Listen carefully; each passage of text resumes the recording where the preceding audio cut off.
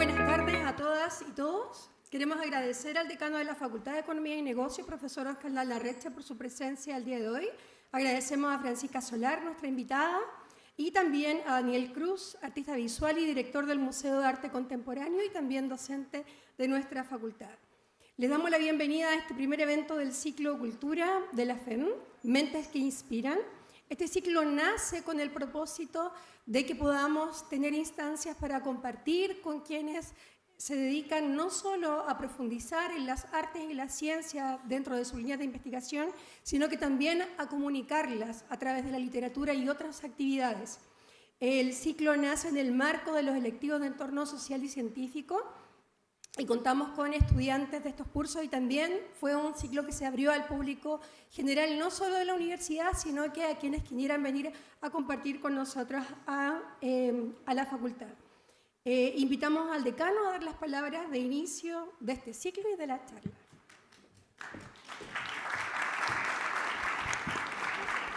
Muchas gracias, profesora, y quiero aprovechar de agradecer a la profesora Katia, hagamos un aplauso por organizar este ciclo. Muchas gracias.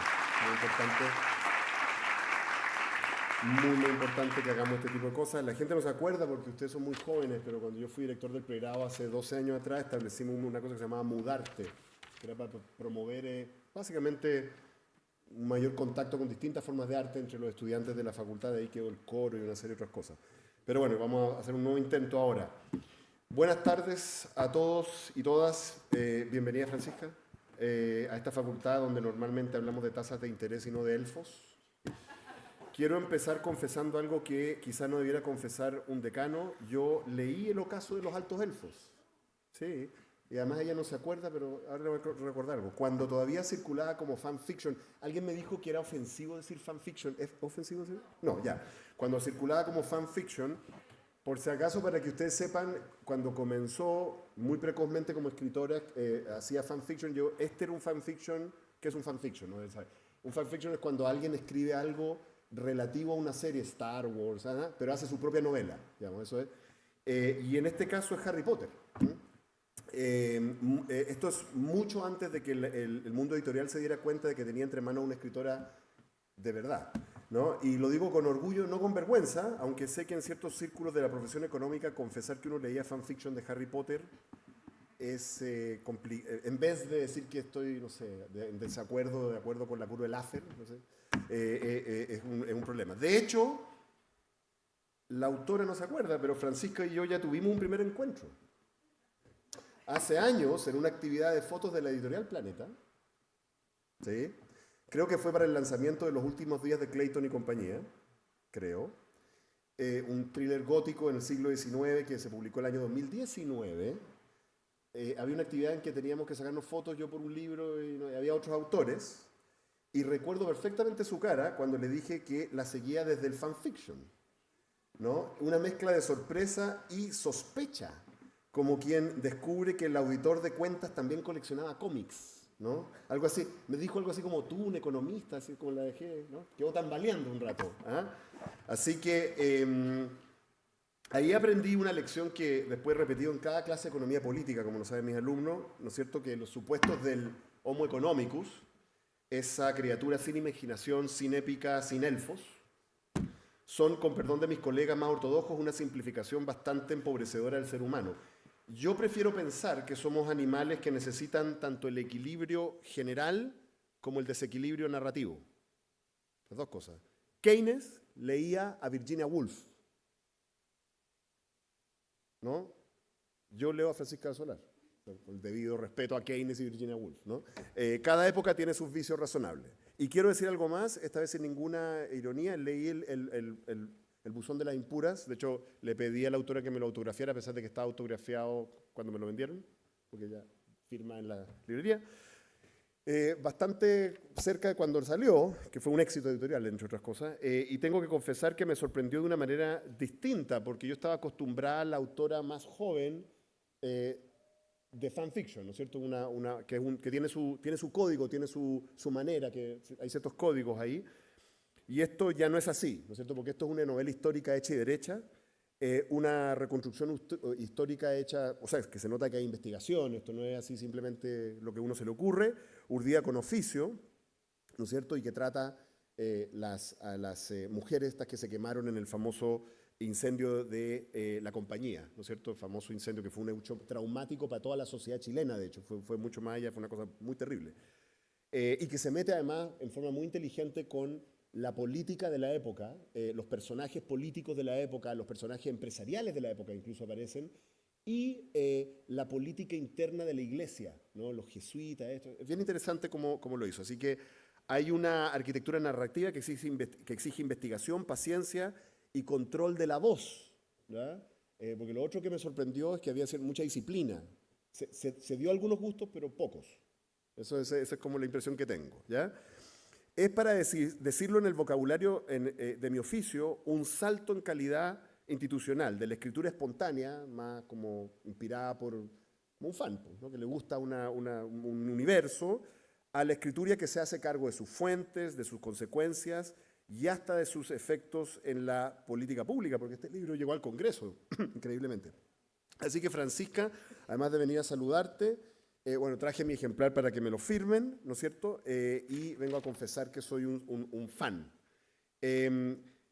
Por eso esta visita no es casual ni protocolar. Francisca Solar representa algo que esta facultad debiéramos tomar mucho más en serio de lo que solemos, el poder económico y cultural de la narrativa. Ella construyó, originalmente desde un dormitorio y sin una editorial, una comunidad de millones de lectores antes de que nadie le pagara un peso. Lo cual, dicho sea de paso, es el ejemplo más puro de creación de valor que conozco, fuera un libro de texto. Es capital reputacional acumulado con cero inversión inicial del punto de vista de la editorial, ¿no? Ya estaba creada la autora cuando... ¿no? Es puro trabajo, constancia y talento. Y si eso no es economía de la atención aplicada, no sé qué es. Y hay algo más que quiero destacar, porque conecta con lo que estamos tratando de hacer en esta nueva etapa de la FEN, la idea de que el pensamiento riguroso y la imaginación no son enemigos, sino métodos complementarios para entender y para inventar el mundo. Francisca pasó del fanfic al thriller gótico, ¿no? Yo le recriminaba hace un rato que había abandonado a Lovecraft, porque tiene otro como... ¿Clasifica como fanfic de Lovecraft eso? Not really, pero está en los códigos de Lovecraft un poquito, ¿no es cierto? Del thriller, la ficción histórica documentada con el rigor de un archivo, ha demostrado que se puede reinventar un género, puede reinventarse como autora, una carrera, una u otra vez, sin perder la voz propia, que es lo más interesante, ¿no? Porque en realidad cuando uno la ha leído desde el principio, sigue siendo la misma autora, a pesar de que en realidad está en registros completamente distintos, pero totalmente distintos. Y eso es bien interesante, y ganando profundidad en cada vuelta, que es lo normal que ocurre cuando uno gana años y experiencia. Eso en esta facultad donde hablamos tanto de adaptación institucional y de resiliencia familiar. Así que, Francisca, bienvenida a esta casa que, contra lo que pensabas aquel día en las cámaras frente al planeta, sí tiene lectores de fanfic entre sus filas, aunque los escondamos detrás de modelos, regresiones gráficos y tablas sobre reforma tributaria, ¿ya? Que esta visita sea la prueba de que entre la econometría, los altos elfos y las hijas de María hay más diálogo posible del que parece inicialmente. Muchas gracias y bienvenida a la FEN. Y pido disculpas porque me tengo que ir a otra reunión. Muchas gracias.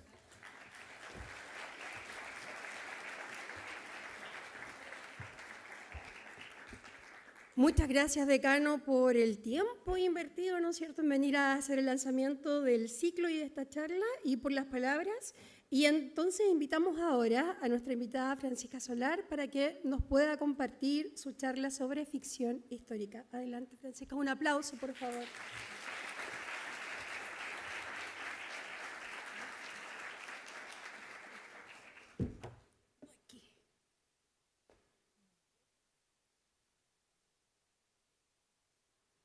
Uno, dos, tres. Ay, sí. ¿Cómo están? Buenas tardes. Uno encuentra fans en los lugares más impensados. Esa es la verdad. No me acordaba de la anécdota que contó el decano, debo decir. Básicamente el resumen de su presentación, que se lo agradezco un montón, me siento muy honrada, por cierto, pero básicamente el resumen es que Francisca está más vieja, ¿no? Entonces, de ahí que haya cambiado un poco el registro y qué sé yo, lo cual es cierto, ¿no? Yo empecé escribiendo fanfiction con 13 años. Por lo tanto, es bien esperable, ¿no?, que hoy día, a mis 43, esté escribiendo en otro registro y en otro género, ¿no? Imagínense todavía estuviese escribiendo fanfic de Harry Potter, ¿no? Entonces, la verdad es que yo me siento muy orgullosa de mi trayectoria. Creo que es muy importante toda la evolución que he hecho y que siempre le he escrito a mis pares, ¿no? Hoy día mis pares son los millennials más viejos, que ya tienen hijos, ¿cierto? Entonces, obviamente, quieren leer otras cosas y yo quiero escribir otras cosas también, ¿sí? Por eso es que ya llevo varios años dedicada en la literatura adulta, dedicada específicamente a la ficción histórica, porque es un género adulto, de literatura adulta, es un género difícil de crear, es bien desafiante y también es un género desafiante de leer, ¿sí?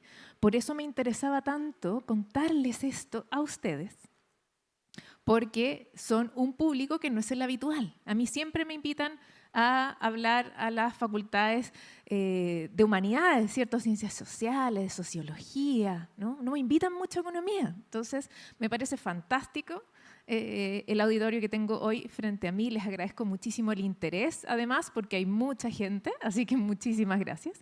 Y lo que vengo hoy día es a contarles brevemente, pues yo hablo mucho, se van a dar cuenta, pero muy breve, voy a correr brevemente. Quiero contarles de qué se trata la ficción histórica, ¿sí? Obviamente entre medio están mis propios libros, por supuesto, que es lo que me habían pedido al principio. Y Fran, cuéntanos de tus libros. La verdad es que prefiero contarles sobre ficción histórica y entre medio les voy contando obviamente cuáles son mis libros por si alguno de ustedes se anima. Pero lo que más me interesa es que conozcan este género, de qué se trata, ¿sí? A ver si les llama la atención y a ver si quieren, saliendo de aquí, quieren ir a buscar autores de ficción histórica, que hay muchos muy buenos, muy talentosos, muy populares, que también están en la librería y en la biblioteca más cercana. Por cierto, que estamos viviendo un momento en el que el mercado está dominado por la literatura juvenil, por el romantasy, ¿cierto? Que está todo bien con eso, pero en la literatura adulta la ficción histórica es uno de los géneros más populares. ¿Sí? Por eso es que me interesa que ustedes se acerquen a este género con, de verdad, las claves para entender el género de la forma más sencilla posible, ¿sí? Entonces, ¿qué es y qué no? Muchas veces, para entender algo, un fenómeno, un género literario en este caso, sirve, por supuesto, la definición, qué es, pero a veces sirve incluso más decir qué no es, ¿sí? Como el contraste. ¿Sí? Entonces, vamos a abordar ambas cosas. ¿Qué es la ficción histórica y qué no es? ¿Sí? Que, insisto, efectivamente es importante.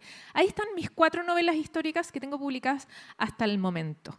Bluebells, que está ambientada en 1834, La Vía Damna, que está ambientada en 1852 y 1905, tiene ahí saltos temporales.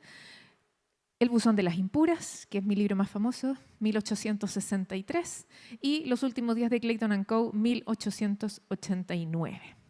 Y esa foto que ven ahí, sí, es una fotografía mortuoria, sí, el niño que está al centro está muerto.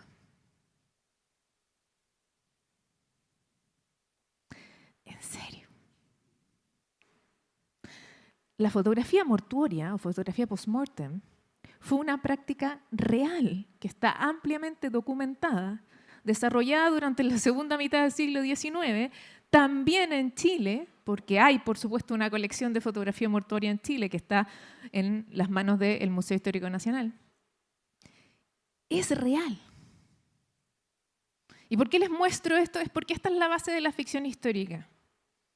Los novelistas históricos creemos que en la realidad, en la data real, en la evidencia, en lo que está documentado, archivado, etc., hay suficientes cosas extraordinarias como para escribir una buena novela.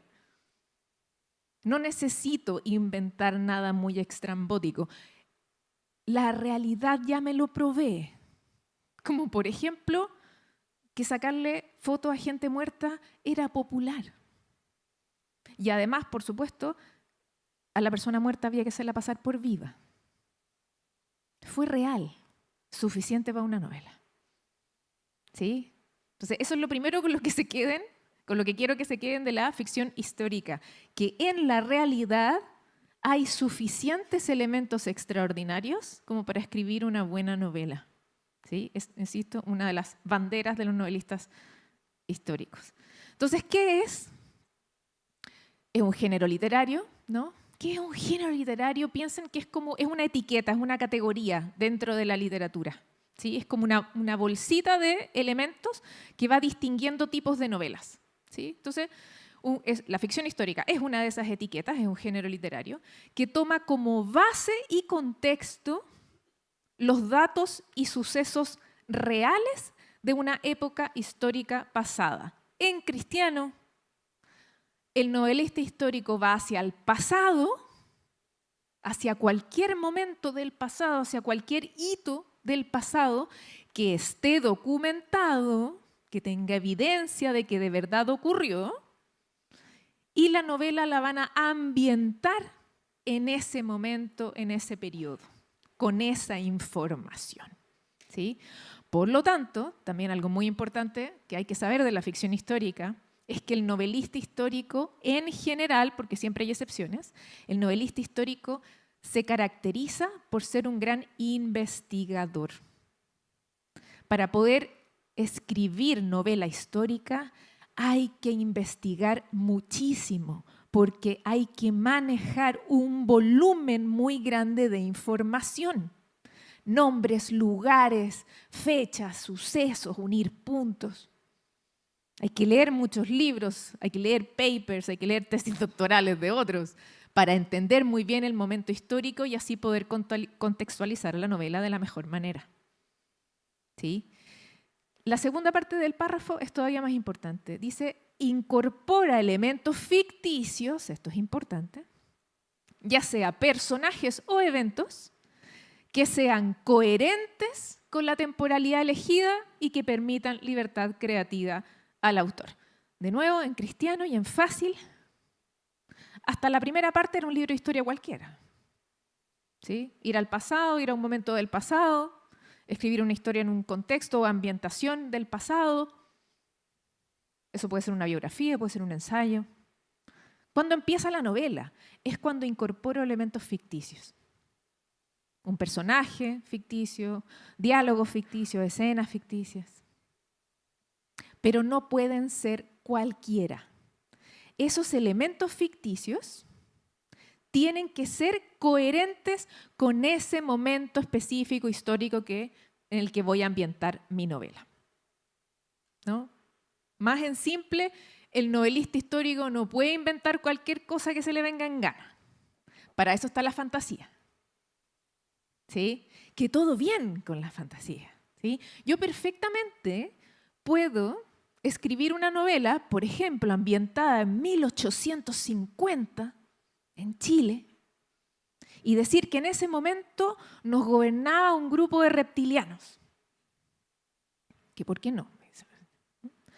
¿Puedo hacer eso? Pero claro que sí, yo tengo la libertad creativa de escribir lo que se me da la gana, por supuesto.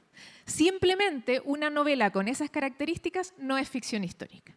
Es otro género simplemente, y todo bien.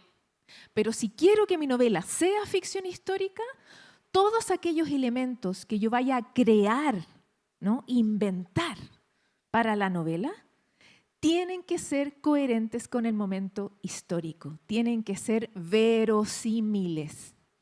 Si no, no me sirven. Si no, me tengo que cambiar de género. Por eso es que la ficción histórica se siente como un género serio, ¿no? O más denso, si se quiere. Porque la ficción, los elementos ficticios dentro de la novela no son cualquier cosa, ¿no? Voy a tomar una frase que dijo el decano, esto de darse gustitos, ¿sí? En la ficción histórica, el novelista histórico se da pocos gustitos, efectivamente, porque la libertad creativa tiene límites, que son los límites de la coherencia histórica, los límites de la verosimilitud. Yo necesito que todas las cosas que yo invente para mi novela a ustedes les suenen posibles, les suenen creíbles, coherentes con el momento histórico. Tanto así que el juego de la ficción histórica,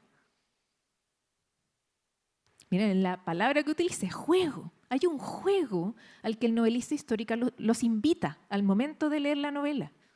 Y es que déjenme convencerlos. Créanme nomás, síganme. A través de la lectura, ojalá en el mejor de los casos no sean capaces de distinguir qué es historia real y qué es cosecha mía. Ese es el mejor escenario para un novelista histórico, porque eso quiere decir que hice la pega muy bien. ¿Sí? Y ya me ha pasado un montón de veces de mis novelas históricas de gente diciéndome, Fran, tuve que parar la lectura porque me puse a googlear. Oh, ¿y esta persona de verdad habrá existido esta parte? Y eso quiere decir que te convencí, ¡qué maravilla! Porque está bien hecho y porque hay una investigación muy rigurosa detrás, una preparación histórica rigurosa detrás para poder crear la ficción. ¿Sí? Entonces, eso es la ficción histórica. ¿Sí? Es un relato, es una historia entretenida, ojalá en el mejor de los casos, atractiva, que está ambientada en un momento histórico determinado y donde todos los elementos ficticios, todos los elementos nuevos que cree el autor, personajes, diálogos, lo que sea, tienen que ser coherentes con ese momento histórico. Si no, es otro género. ¿Sí? Entonces, sabiendo qué es, qué no es, y que esto también es importante, más que nada porque muchas veces se da por hecho que todo el mundo entiende qué es la ficción histórica. Y no necesariamente. Hay mucha gente a la que no se le han explicado nunca. ¿Sí? Entonces, dos cuestiones fundamentales. ¿Qué no es una novela histórica? Bueno, de lo que veníamos hablando, ¿cierto? Un relato inverosímil. Si el relato no es verosímil, no es coherente con el momento histórico en el que se está ambientando, no es ficción histórica, es otro género. ¿No? Los reptilianos en 1850. Que todo bien. ¿Sí? Probablemente muchos de ustedes conocen la serie Game of Thrones. ¿Sí? ¿La vieron en HBO? ¿La conocen? ¿Sí? Tiene este look que tú dices, oye, esto es como Edad Media, no sé qué. Sí, pero serie histórica no es. Es fantasía épica. ¿Sí? Porque si alguien no lo sabía, yo le cuento y le voy a romper el corazón. Westeros no existe. Y nunca existió. ¿Sí? Game of Thrones es fantasía épica, que le roba elementos a la ficción histórica, pero es otro género. ¿Por qué? Porque ahí sí que uno se puede dar gustitos, ¿no? Muchos. Entonces, ese es otro género. ¿Sí? En ese sentido es un relato inverosímil, porque hay muchos elementos que uno dice, hashtag, esto nunca pasó o no va a pasar. ¿Sí? La novela histórica es muy rigurosa con aquello que la historia nos da como evidencia. Esto de verdad ocurrió. ¿Sí? O es posible de que ocurra. La coherencia, la verosimilitud es fundamental en la ficción histórica. Y lo segundo, y esto es súper importante, chiquillos, por favor, escúchenme, vayan si se van con una cosa para la casa, que sea esto, una novela histórica jamás es fuente bibliográfica. Esto es muy importante entenderlo. Si bien la novela histórica es una herramienta muy potente de divulgación de un hecho histórico, muchas veces las novelas son excelentes instancias para aprender sobre la historia, sobre momentos históricos, hitos históricos, personajes históricos, claro que sí. Por mucho que una novela histórica esté bien documentada, bien investigada, esté hecha con rigor, todo lo que quieran, al contener elementos ficticios, hace que todo el producto completo final sea ficción. No porque esté bien investigada deja de ser novela.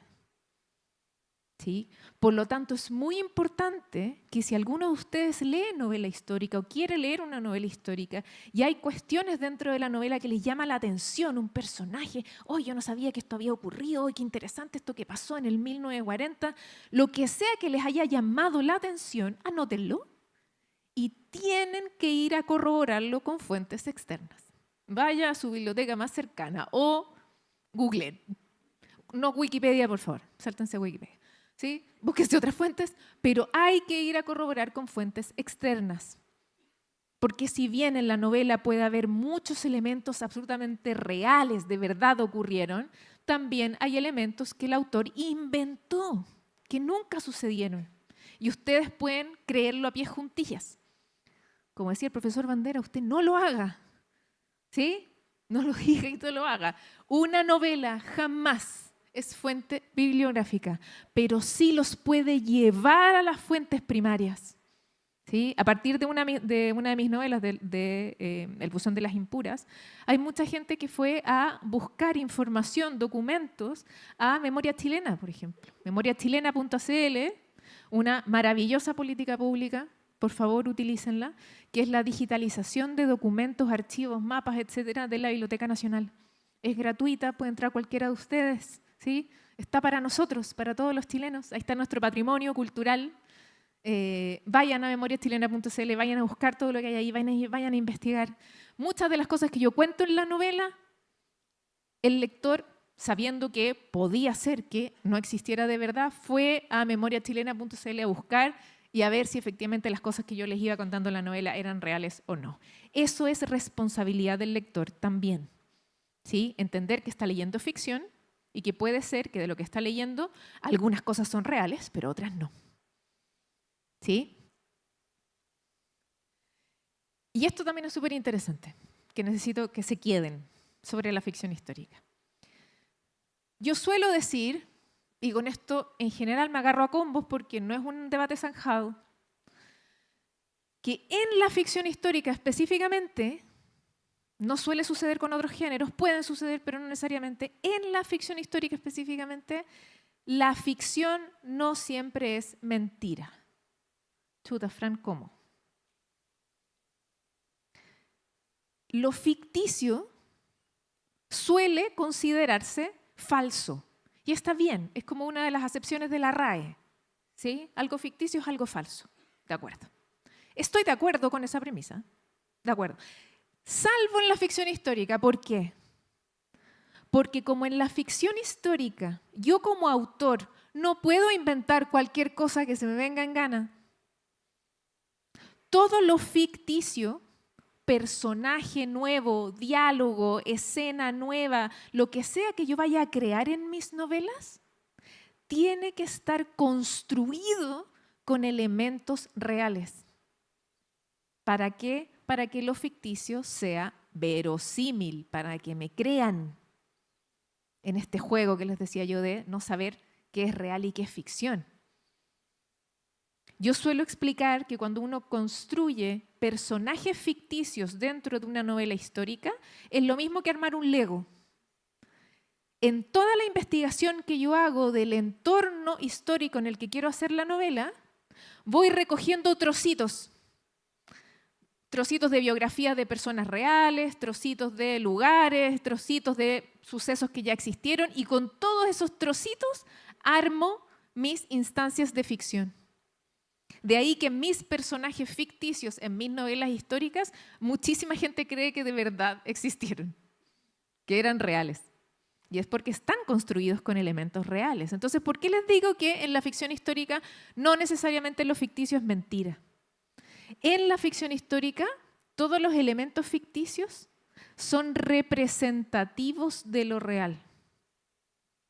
En El buzón de las impuras, la protagonista, Fátima, es una mujer de 20 y tantos en el 1863 que pertenece a esta cofradía llamada Las Hijas de María en Santiago, que era un grupo de mujeres que asistía a esta especie de catecismo, adoctrinamiento en el templo de los jesuitas, aquí en el centro de Santiago, 1863. De todo lo que les acabo de decir, todo es real, salvo Fátima. Las Hijas de María existieron, la cofradía existió, el templo de la compañía existió, los jesuitas existieron. Todo es real, absolutamente real, salvo Fátima.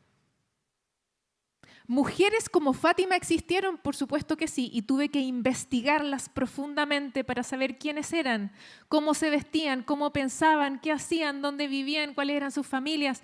Todo, y fui recogiendo trocitos y armé a mi protagonista ficticia, que es Fátima. Entonces, Fátima no existe, es producto de mi imaginación. Y al mismo tiempo, Fátima representa a las mujeres de la época que sí fueron reales, muy reales. ¿Sí?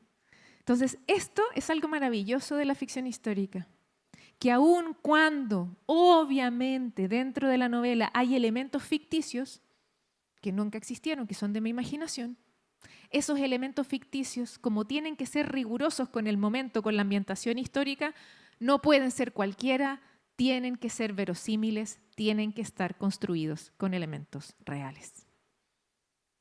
¿Sí? Entonces, en los últimos días de Clayton & Co., que está ambientado en 1889, y el tema principal es la fotografía mortuoria, esto es sacarle fotos a los muertos. Todo lo que yo les describo en la novela es absolutamente real.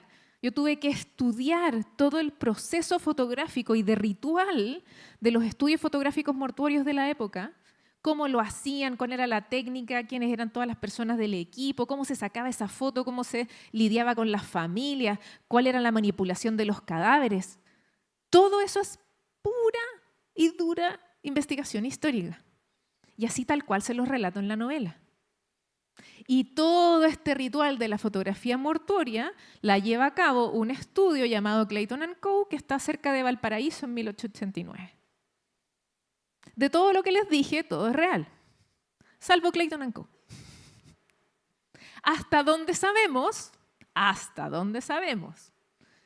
donde tenemos evidencia, en Chile nunca hubo un estudio especializado en fotografía mortuoria, como sí lo hubo en otros lados del mundo. Había estudios especializados en fotografía post-mortem en San Petersburgo, en Madrid, en Guanajuato, España, en Londres, en Nueva York. Hasta donde sabemos, en Chile nunca hubo uno. Entonces yo lo inventé. Pero no me lo saqué del bolsillo. Clayton & Co., como estudio fotográfico, está construido con elementos reales, porque yo tuve que estudiar el comportamiento de los estudios fotográficos que estaban especializados en fotografía mortuoria, de la información que tenemos alrededor del mundo. Y con esa información, con esos trocitos, creé a mi estudio situado en Chile. ¿Sí se entiende? ¿No? Entonces, olvídense lo entretenido que es para mí. Yo sé, puede ser chino-mongoliano para la mayoría de ustedes, pero es tan entretenido. Bueno, por algo hago yo esto y no estoy sentada donde están ustedes, ¿no? Yo claramente no sé sumar ni restar, pero sé contar historias. Y la ficción histórica me fascina porque me desafía constantemente a que mi ficción, a los productos de mi imaginación, tienen que seguir ciertas reglas. Y eso, en lugar de ser una censura, de entenderlo como censura, yo lo entiendo como desafío. Y a mí me fascinan los desafíos, ¿sí? Por eso les decía muy al comienzo que la ficción histórica es un género tremendamente desafiante, porque te obliga a crear en un espacio muy delimitado. Y en ese espacio delimitado uno puede crear grandes cosas, ¿sí? Entonces, muy rápidamente, obvio que dentro de la ficción histórica hay un montón de subgéneros, ¿ya? Y sin darles la lata, básicamente es qué tan rigurosa es la información histórica que se entrega en la novela, estás a un lado del espectro o al otro. ¿Sí? Es eso básicamente. Más o menos elementos ficticios, te vas moviendo en el espectro, más o menos coherencia, te vas moviendo en el espectro. ¿Sí? Entonces, obviamente, en un extremo del espectro está la fantasía de época. Probablemente no sé si lo han leído, a lo mejor vieron la serie Bridgerton. ¿Sí? ¿Les suena? Sí, Bridgerton es fantasía de época. ¿Sí? ¿Por qué? Porque está ambientado en un momento específico, que es fines del siglo XIX, regencia, todo bien, pero es una ficción que tiene demasiados elementos ficticios, o también se les llama extemporales, elementos que no coinciden con el momento histórico en el que está ambientada la serie. ¿Sí? Por lo tanto, se considera fantasía de época, está ahí al filo entre la fantasía y la ficción histórica. ¿Sí? Entre medio, si nos vamos más al medio del espectro, está el thriller histórico, el terror histórico, el romance histórico. Sí, de hecho, yo puse ahí mis novelas, ¿no? Bluebells, Los últimos días de Clayton & Co., La vida de Damna, están ahí entre medio. ¿Sí? Hay como un equilibrio, por así decirlo, de elementos, entre elementos reales y elementos ficticios. Hay un equilibrio, ¿no? No está como inclinado para ningún lado.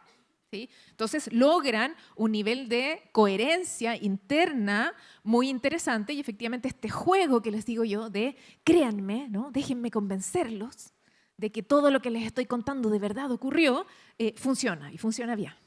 ¿Sí? Y al otro lado del espectro está la ficción documental, que es donde me quiero detener un segundo porque es lo que me pidieron que les contara. Ficción documental.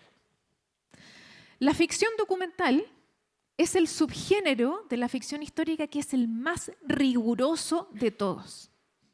Si con todo lo que les he contado ya consideraron que este es un género que te amarra las manos por todos lados y que es súper difícil de hacer, que lo es, lo es. La ficción documental lo es más todavía.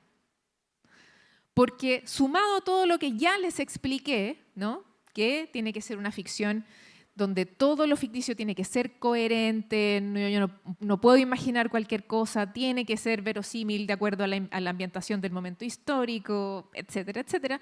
La ficción documental en particular tiene, se los puse ahí, hay 3 cuestiones fundamentales para distinguirla. Que uno, insisto, es la más rigurosa de todas, más rigurosa de todas, en cuanto a su investigación y en cuanto a el tipo de información histórica que yo les transmito en la novela. Muy importante en una novela de ficción documental, la divulgación histórica del hecho es prioridad. En todas las otras novelas históricas, lo prioritario es que lo pasen bien, es que sea una historia entretenida, es que sea interesante, es que aprendan algo nuevo, ¿sí? En general, en la ficción histórica uno busca eso, que aprendas algo nuevo pasándolo bien, en una historia entretenida. En la ficción documental, lo más importante es el aprendizaje del hecho histórico. Es la comunicación de un hecho histórico en particular. Y eso ya hace que la novela sea distinta, que tenga otro tono, que tenga otro peso, otra densidad, ¿sí? Y muy importante, que el autor hace ciertos sacrificios por un bien mayor. ¿Y a qué me refiero con sacrificios? Por ejemplo, y esto no es spoiler de la novela, si alguien no ha leído la novela, no se preocupe, ¿sí? No es spoiler. Dentro de la novela, obviamente, de El buzón de las impuras, yo les cuento el incendio de la compañía. Una tragedia muy terrible donde murieron muchas mujeres atrapadas en un incendio muy horrible. La primera persona que se salva del incendio y una de las pocas que salva intacta del incendio es el cura, por supuesto. El párroco, que es el primero que sale corriendo y que sale y salva su vida intacto. El presbítero jesuita Juan Bautista Ugarte. Una persona real, muy real, ¿sí? Yo les cuento en la novela que él se salva del incendio y que él vive en la impunidad toda su vida. Murió de viejo, calentito en su cama, sin pagar con un día de cárcel, sin haberse hecho jamás responsable del incendio. Todo eso se los cuento en la novela. La cantidad de gente que me pide hasta el día de hoy, pero Fran, ¿cómo no lo asesinaste? ¿Cómo no hiciste esa escena de tragedia griega, ¿no? Exagerada, porque se lo merecía, ese innombrable? Yo les encuentro toda la razón. Si hubiese sido otro género, no, ni les explico el gustito que me habría dado de haberlo asesinado a través de mis palabras en las páginas de la novela. No crean que no lo pensé, no crean que no lo consideré. Sin embargo, era más importante para mí que ustedes supieran la verdad. Por más anticlimático y fome que fuera, Fran, ¿y qué pasó con el cura? Nada. Ya, pero lo tienen que haber tomado preso. No. Ya, pero alguna herida, algo. No. Lo más anticlimático y fome, espantoso, lo menos literario que existe, es la decisión que yo tomé para la novela. ¿Por qué? Porque lo prioritario es la divulgación histórica del hecho, no los gustitos literarios. Para eso están mis otras novelas, ahí sí me doy otros gustitos. En esta, que era ficción documental, los gustitos se restringen.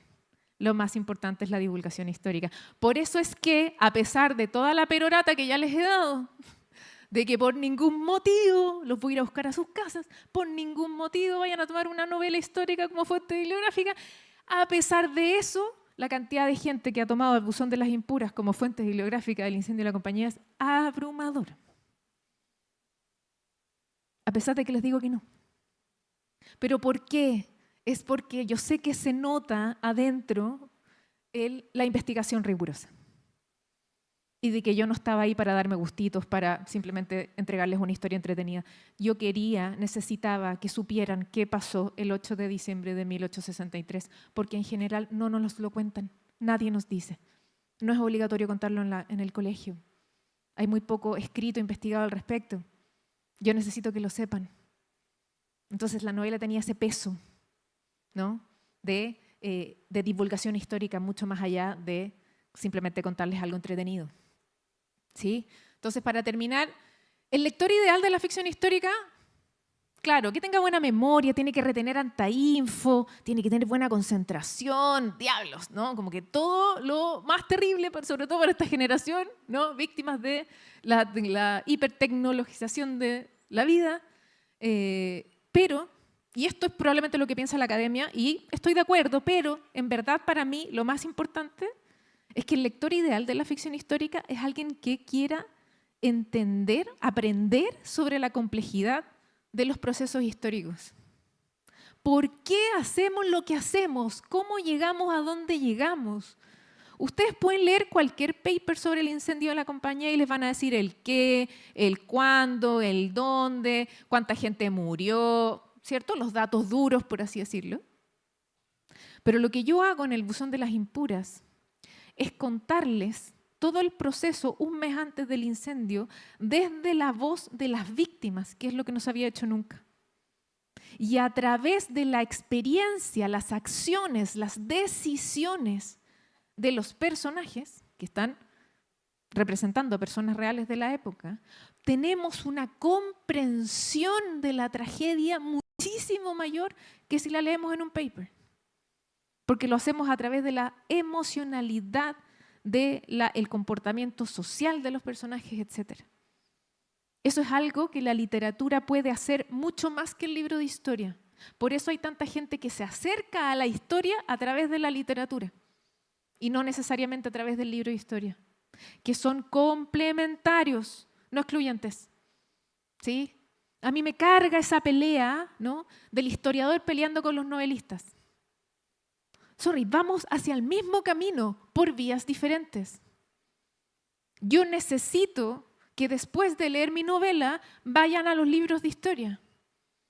¿Sí? La ficción histórica es una vía para llevarlos a las fuentes primarias, para llevarlos a la biblioteca, para que quieran saber más, para que quieran explorar más. La novela histórica abre el apetito sobre la historia real. ¿Sí? Eso es lo que a mí me gustaría y yo trabajo para eso. ¿Sí? Por eso también rescato lo que dijo el decano de que esta es una novela que llegó al Congreso. En realidad, la novela no llegó al Congreso. Lo que llegó al Congreso fue mi investigación histórica que hice para la novela y que me di cuenta, llegué a la conclusión de esta gran injusticia tremenda que es a estas 2000 mujeres que están en la irrelevancia histórica más espantosa, que nadie las recuerda y que es muy importante recordar este hecho histórico en Chile. Y por eso es que encontré patrocinio en el Senado para ingresar un proyecto de ley que declare el 8 de diciembre como Día Nacional de Conmemoración para las víctimas de la compañía. Eso es lo que está corriendo en el Congreso. ¿Sí? Y las 2 hojas de Word, que son el proyecto de ley, no hay ni una sola línea sobre el buzón de las impuras. No tiene nada que ver con la novela. Tiene que ver con la historia pura y dura, no con la novela. ¿Sí? Entonces, lo que llega al Congreso no es la novela, es la investigación. Lo mismo quiero que ustedes hagan. Cuando les interese una novela histórica, cuando quieran aprender sobre la historia a través de un relato bien contado, entretenido, atractivo, cuando terminen de leer, vayan a las fuentes primarias, vayan al libro de historia, vayan a la enciclopedia, vayan a asegurarse de que todo lo que leyeron fue verdad, a ver qué es ficción. ¿Sí? No son cuestiones separadas. Son complementarias, porque todas, el libro, tanto el libro de historia, el paper, la biografía, el ensayo, así como la novela histórica, todos esos libros lo que buscan es generar pensamiento crítico, es generar aprendizaje, impulsar aprendizaje, ¿sí? Buscar terminar con esa apatía, ¿sí? De no me importa, no me interesa. ¿Para qué saber lo que pasó hace 100 años? ¿Qué me puede importar? ¿En qué me afecta? Cuando uno lee novela histórica, entiende rápidamente cómo todo está conectado con todo. Y aunque creamos que la tragedia, la muerte de estas 2000 mujeres hace 160 años puede que no tenga nada que ver con nosotros, en la novela yo les demuestro cómo muchas de las luchas de las mujeres hace 160 años son las mismas que estamos teniendo ahora. En Estados Unidos nos quieren quitar el derecho a voto. Podría hablar mucho rato sobre lo que está ocurriendo en el mundo hoy día, en un montón de instancias, por cierto. ¿Sí? La novela histórica nos permite comprender el pasado para no repetirlo. Hay tanto que podemos aprender de lo que ya ocurrió para que no volvamos a hacer lo mismo. Somos seres cíclicos. Estamos un poco condenados a repetir ciertas cosas. Es cierto. Pero cuando comprendemos por qué suceden los procesos, podemos enfrentar esos ciclos de manera distinta, con otra información, con otra parada frente a la vida. La novela histórica nos permite eso, nos ayuda a eso, ¿sí? Y esa frase de Santayana, que es aquellos que no pueden recordar el pasado están condenados a repetirlo, que probablemente lo han escuchado siempre, es básicamente una forma muy intelectual de decir esto mismo que ustedes sí conocen porque está escrito en el Estadio Nacional, que es un pueblo sin memoria, es un pueblo sin futuro. La novela histórica nos ayuda a que como pueblo tengamos memoria para enfrentar el futuro. ¿Sí? Gracias.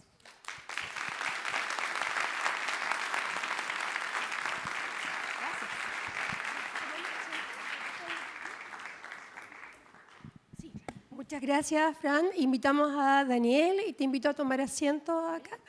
¿Están prendidos los micrófonos?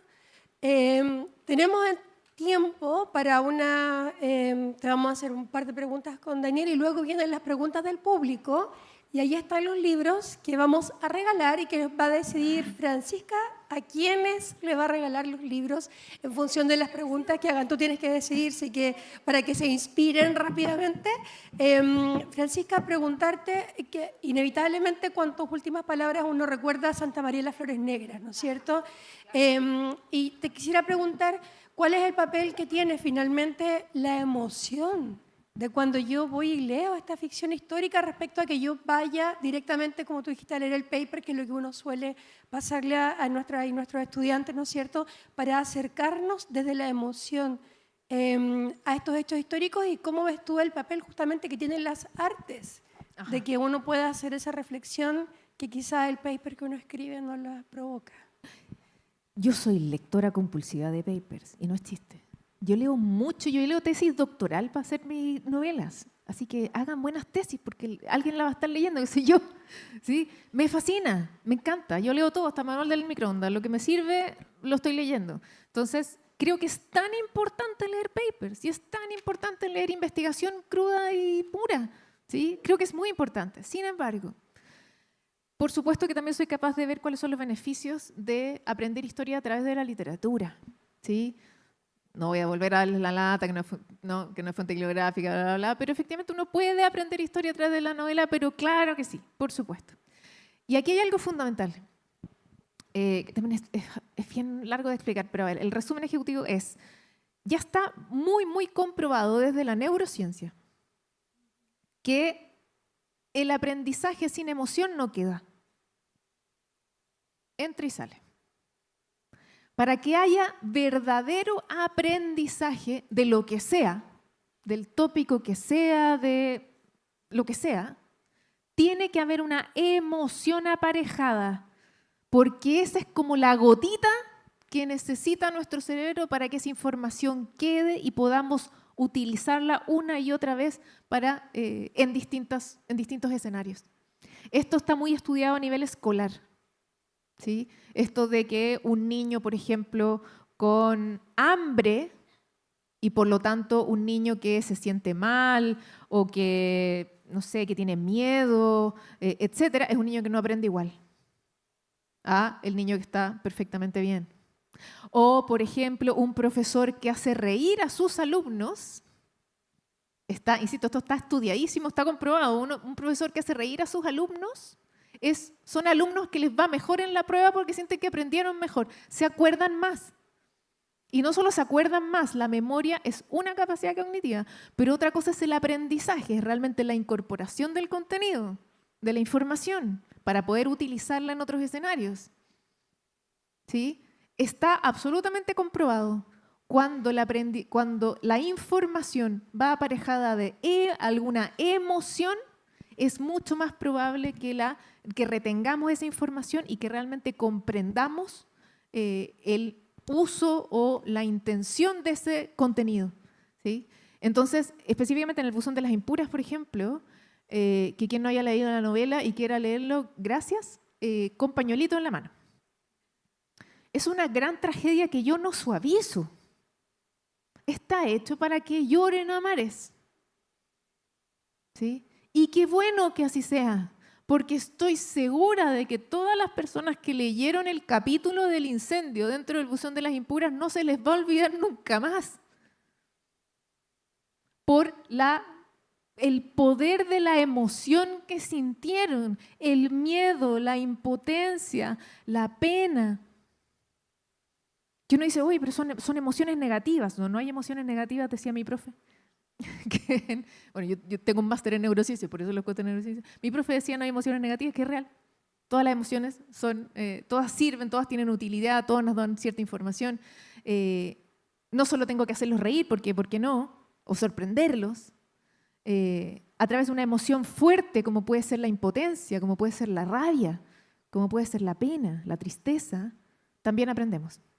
¿Sí? Entonces la literatura tiene eso. La literatura, como busca crear emociones, generar emociones en ustedes, es muy probable que esa información que están absorbiendo al mismo tiempo que se está generando una emoción, es más probable que se acuerden, es más probable que la incorporen. Ninguna garantía, por supuesto, pero sí es más probable. Entonces, es tan bonito el ejercicio de la ficción histórica en ese sentido. Y por lo mismo es que viene, muy importante, esta advertencia de no vayan a creer todo lo que les estoy contando, por favor.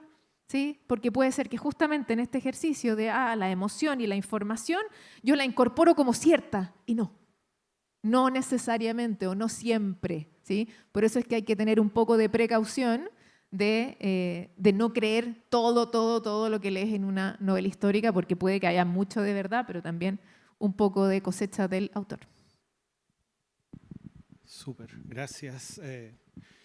Realmente he anotado varias cosas y había pensado en otras antes, pero no puedo no hacer un comentario y en el comentario va a salir, yo creo, la pregunta, ¿no? Por lo tanto, estoy improvisando ahora, estoy alejándome de las notas que teníamos con Katia, apelando a la emocionalidad también y al texto que tú nos has entregado hoy día. Y quiero partir con un elemento que me parece muy interesante y que tiene que ver con esta imagen que tú nos presentas de la fotografía. Estamos en los 200 años de la fotografía, justamente desde su origen. Claro, ahora, 19 de agosto, si no me equivoco, Sí, sí. 18. 19. O sea, es justamente el año, digamos, el año 26, ¿no? Cuando tú hablaste de estas imágenes, de alguna manera lo que emerge ahí es justamente esta especie de incredulidad sobre un hecho, ¿no? La fotografía, y voy a tomar esto para hablar de la ficción, la fotografía hoy se mueve en una oscilación que yo la denomino la oscilación indicial. Es decir, hay un hecho que aconteció, que es tangible y que está registrado. Pero esta oscilación indicial se mueve entre la ficción y la verdad. Por lo tanto, las imágenes hoy día que nos interpelan permanentemente están jugando entre este lugar de lo real y de lo falso, de la ficción. Y me parece súper interesante porque uno de los textos históricos también de la fotografía ha sido que es un espejo con memoria, ¿no? Y me parece que esto que tú nos presentas hoy, justamente la ficción histórica tiene esa relación de ser un espejo con memoria. Tú terminabas tu presentación hablando de estos hechos históricos que han sido olvidados, que no permanecen y que no los hemos profundizado. Por lo tanto, en esta relación del espejo con memoria, que sería una imagen fotográfica, en esta oscilación de verdad y mentira, la escritura y la literatura, que además, como las emociones, es un acto plenamente biológico de lo humano, nos permite también pensar que el rol de la ficción en realidad no es solamente para evadir la realidad, ¿no? Que ahí hay un punto que me parece súper interesante, porque aparece esta idea de la ciencia ficción y de otros elementos, ¿no? Por lo tanto, en esta idea del espejo con memoria, de lo fotográfico, pero también de esta escritura con la cual tú construyes, me gustaría saber también en torno a este pensamiento, que es un pensamiento sensible. Eso es lo que quiero poner en la mesa.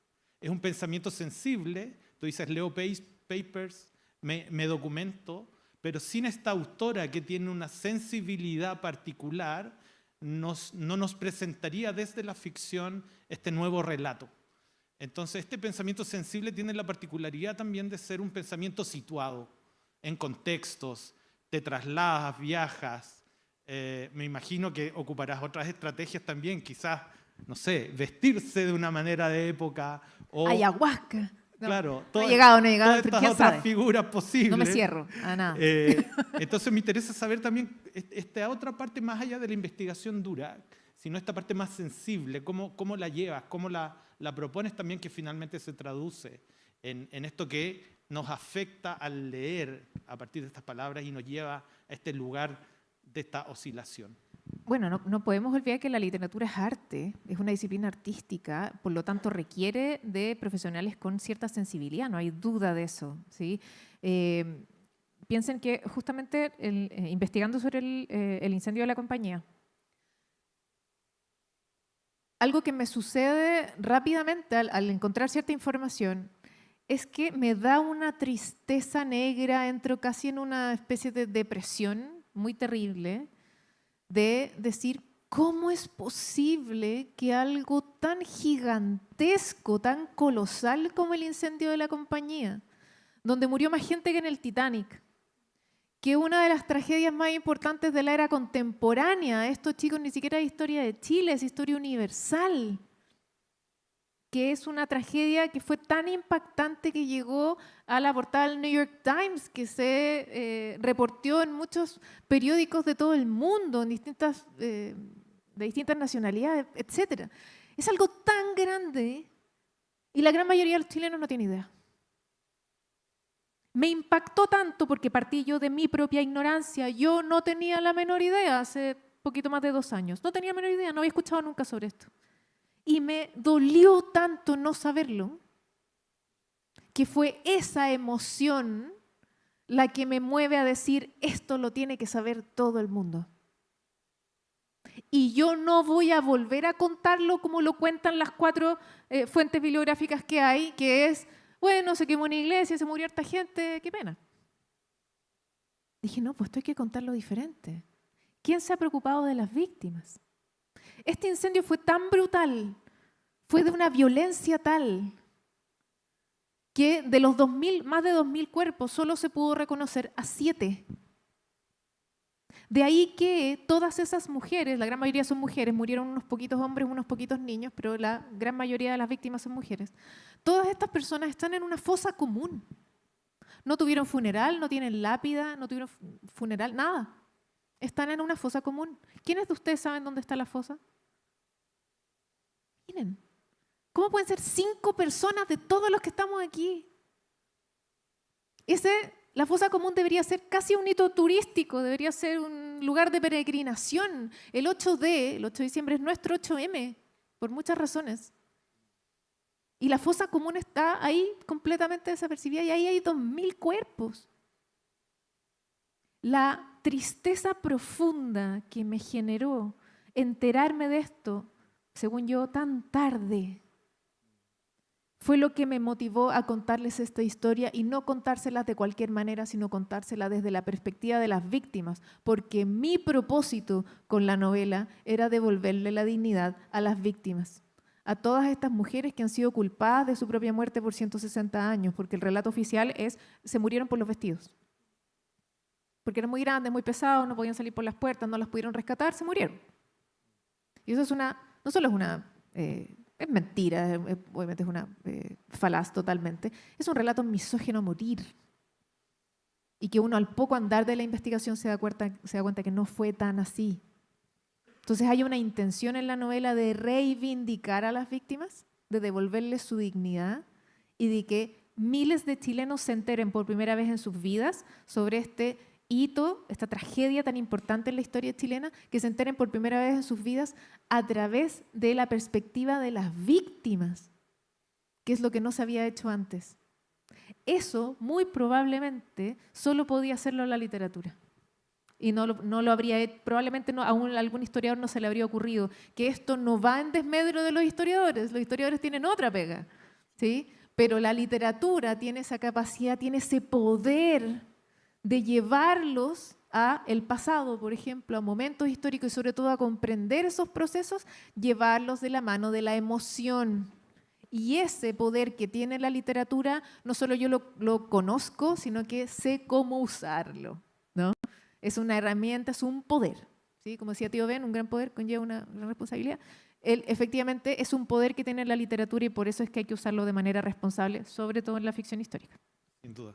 No, solamente reforzar que el rol ético es sin parte duda. de esta jugada. Sin duda. O sea, es que va de la mano. Sí. Va de la mano de este profesional con una sensibilidad particular, como tú lo decías. Sin esa sensibilidad particular, claramente tus banderas éticas son otras. Las mías son gigantescas, ¿no? Y de ahí que sea tan importante para mí estar constantemente diciéndoles: recuerden que una novela no es fuente bibliográfica. No, porque si yo quisiera vender más libros, yo les digo, créanme todo nomás.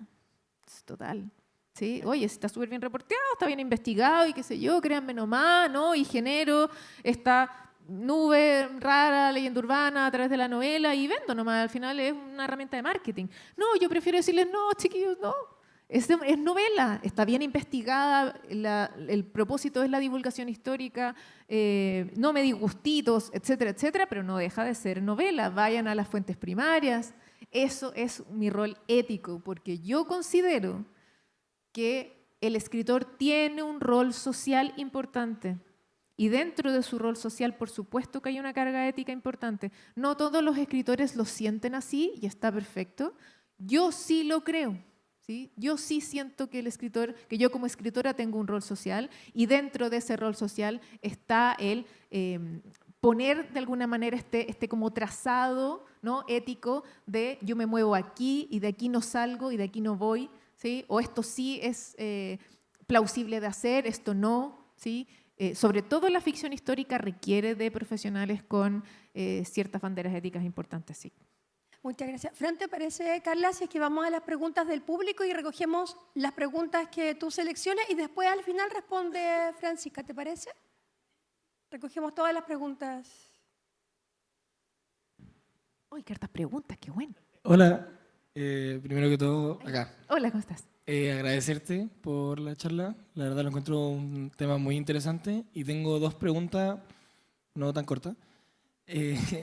La primera es, ¿qué le llevó a pasar del fanfiction, que es como la ficción más grande que puede haber, a la ficción histórica, que es como el relato más apegado a la realidad? Ajá.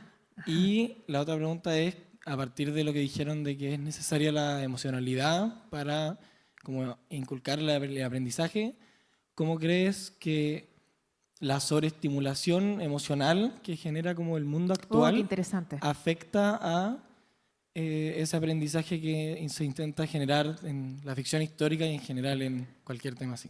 Súper interesante. A ver, Vamos con las otras preguntas para que alcancemos porque tienen clase estas criaturas en poquito rato más. diablos. Y Se me tenemos va a que olvidar alcanzar las a un café. preguntas. Vamos con Se la me va a siguiente olvidar lo que me preguntaron. Por favor.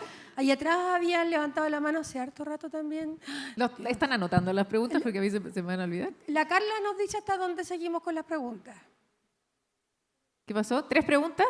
Sí, y espérame, y yo necesito responder brevemente cada pregunta porque si no se me va a ir olvidando. La primera respuesta es vejez. Y fuera de broma, ¿sí? Insisto, yo partí escribiendo fanfic a los 13 años. Obviamente mis intereses en ese minuto eran otros. Obviamente él tenía quizá un talento escondido que estaba recién entendiendo. O sea, obviamente hoy día ya tengo 17 libros publicados. Tengo libros para niños, para jóvenes, para adultos. O sea, ya tengo una trayectoria muy larga. Obviamente este minuto de mi vida me interesan otras cosas, otros temas, quiero hablar en otros tonos. Es porque yo he crecido, es porque yo he madurado no solo como persona, como mujer, sino también como profesional, ¿sí? Entonces, por eso es que la evolución es bastante obvia en ese sentido, ¿sí? Por eso es que uno parte como niño, muy agarrado más a la fantasía, por cierto, pero cuando ya tienes la edad que tengo yo, te interesa más lo real, ¿no? Entonces, más que nada tiene que ver como con esa transición. Y lo otro es tan importante que esto de la sobreestimulación, ¿no? La sobreexposición a los estímulos lo que hace es que te adormece. ¿no? O sea, la sobreestimulación provoca el efecto contrario, eso es muy terrible, ¿sí? Por eso es que yo al menos estoy feliz de ver cómo la curva va ahora decreciendo. O sea, ya nos hartamos un poco de la sobretecnologización, por ejemplo, de las redes sociales y eso, y ahora hay más gente que cada vez está apagando más el celular, borrando aplicaciones, ya estoy chata de TikTok, vamos un poquito para atrás. Vamos en esa curva que va a ser lenta, pero vamos para atrás porque ya nos dimos cuenta de todo lo mal que nos hace estar tanto rato en las redes sociales, tanto rato de fotos y videos a cada rato, porque efectivamente nos adormece, ¿sí? Entonces, mi generación y los más grandes, que son los mayores lectores de ficción histórica, somos los que nacimos en el mundo analógico y después pasamos al digital. Entonces, todavía conservamos, ¿no?, como lo bueno de estar desconectados. Tuvimos un poquito esa vida. Entonces, por eso es que al menos yo no tengo como una adicción a las redes sociales, porque viví esa otra vida, la puedo recordar, lo bueno que era. Entonces, sí, que de verdad es un tremendo beneficio. Sí, por eso me gusta mi generación, pero en ese sentido. Sí, ¿quién más tenían? ¿Tenemos 2 preguntas más, algo así? ¿O una más? Si la Carla dice 2 preguntas más. Hay gente que está perdiendo clase, está capeando clase por quedarse aquí, gracias. Yo no he podido No leer importa, tu libro. dicen ahí. Me va a llegar a mí después. No he podido leer tu libro todavía, pero por lo que nos contaste, me intrigaba saber cómo escribías desde la perspectiva de las víctimas, porque no sé si eso es algo como que se investigó o Claro. parte creativa. Es que larguísimo. Ya, a ver, resumen ejecutivo. El resumen es que de la poca fuente bibliográfica que tenemos sobre el incendio de la compañía, el incendio de la compañía lamentablemente es algo es una tragedia gigantesca de la que se ha escrito muy poco. Hay muchas razones de por qué esto ocurrió. Una importante es porque la gran mayoría de las víctimas son mujeres. Y a las mujeres no les importa un carajo a nadie, menos en 1860, donde las mujeres no existen, son objetos sociales, no mueven la aguja en nada, ¿sí? Entonces, de la fuente bibliográfica que tenemos, sobre todo del momento en el que ocurren los hechos, son puros hombres. Y en ese relato, toda la perspectiva no solo es masculina, sino además es desde el punto de vista de los que quedaron afuera de la iglesia. Porque la iglesia, todas las puertas se bloquearon. Son muertes por encierro. Son mujeres que murieron quemadas vivas en martirio porque no pudieron escapar del fuego. Entonces, todas las mujeres que vivieron esto murieron. Por lo tanto, no tenemos testimonios directos. Lo que prevaleció fueron los testimonios de los hombres que intentaron hacer algún tipo de rescate. Y es una de las razones, insisto, no es lo único, pero es una de las razones por las que lo que prevaleció en el tiempo es que el incendio de la compañía, más que ser la muerte de 2000 mujeres, es el inicio del Cuerpo de Bomberos de Santiago. Se transformó en la historia de 10 hombres, de los hombres del primer directorio. Que eso es, ¿no? A mí me duele la guata decirlo, por lo terrible, ¿sí? Entonces lo que yo hice fue, no, pues el foco está mal puesto. El foco no está donde debería estar. Recordemos quiénes son las que murieron, ¿sí? Por eso es que la novela está relatada desde el punto de vista de una de las hijas de María, básicamente de una de las mujeres que es parte de las víctimas de estas 2000 víctimas, ¿sí? Y toda la novela transcurre un mes antes del incendio, para que se entienda muy bien cómo se llegó a lo que se llegó, cómo es que suceden los hechos, cómo es que cuáles son los planetas que se tienen que alinear, básicamente, para que suceda una tragedia de esta magnitud, ¿sí? Por eso es que la novela, insisto, recorre todo un mes, que es como el mes de María, ¿no? Desde el 8 de noviembre al 8 de diciembre, más o menos, ¿sí? Allá al fondo tiene levantada la mano hace un Aquí montón de vamos a rato. responder otra pregunta. Yo me voy a quedar después, así que el que no tenga clase Si y me no, quiera, si es porque me quiera tiene que seguir ir a haciendo clase, está el preguntas. café y es. Dale, por favor. Hola, quería preguntarte, dejando de lado el buzón de las impuras, lo anoté para que no se me olvide, Ahí está. ¿cómo es el proceso creativo para empezar un libro cuando se tienen tantas restricciones en la ficción histórica? ¿Parte del acontecimiento histórico o parte de la imaginación y luego buscas cómo ponerla en un contexto histórico? Ay, qué interesante. En la ficción histórica específicamente, tienes que partir de lo histórico. Tienes que partir de la investigación. La investigación es fundamental. Investigando lo que sea, lo que quieras, te vas a encontrar en algún minuto con ¡oh! ¿Y esto tan interesante? ¿Y esto qué es? A ver, déjame ver. ¿Sí? O sea, yo estaba investigando muy ampliamente sobre el siglo XIX en Chile, a ver qué estaba pasando, y me encuentro con fotografía mortuoria, ¿qué es esto? ¿No? Y sacando fotos de los muertos, ya, esto no puede ser real, a ver, déjame ir a ver. Esto es una novela. Oye, se quemó una iglesia con harta gente, a ver, déjame ir a cachar. ¿Qué? Se murieron 2.000, más de 2.000 mujeres. Esto fue portada en el New York Times, en plena guerra de secesión. Se murió más gente que en el Titanic. ¿Dónde está la serie Netflix de esto? O sea, esto es una historia que hay que contarla todo el rato. O sea, así han partido todas mis novelas. Oye, estuvo Darwin, que esto lo sabe todo el mundo, que estuvo Darwin un montón de rato en Chile, recorrió toda la costa, ¿cierto? Hay un montón de placas de Darwin estuvo aquí en un montón de lugares de Chile, así que esto lo sabe todo el mundo. Pero no todo el mundo sabe que cuando llegó el Beagle, su barco, ¿cierto? El barco de la expedición, cuando llega a Valparaíso se les acabó la plata. ¿Sabían eso? Hasta ahí llegaba la expedición, no había más plata, ¿no? ¿Y qué hacemos?